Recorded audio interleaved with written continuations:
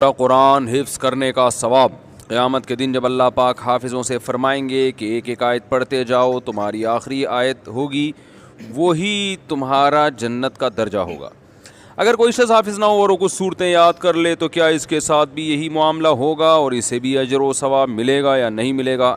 احمد صائم کراچی سے۔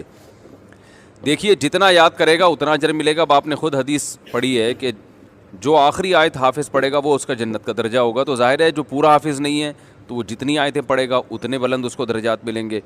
تو اگر پورا قرآن حفظ نہیں کر سکتے تو جتنا کر سکتے ہیں وہ کریں۔ حدیث میں آتا ہے کہ جس شخص کے سینے میں ذرا بھی قرآن نہیں ہے، کل بیت الخرب، وہ اجڑے ہوئے گھر کی طرح ہے۔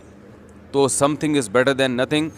اور خاص طور پہ وہ جو صورتیں ہیں جو رات کو پڑھی جاتی ہیں، جیسے سورہ ملک ہے، جو خاص صورتیں ہیں، وہ تو بہرحال یاد ہر مسلمان کو کر لینی چاہیے۔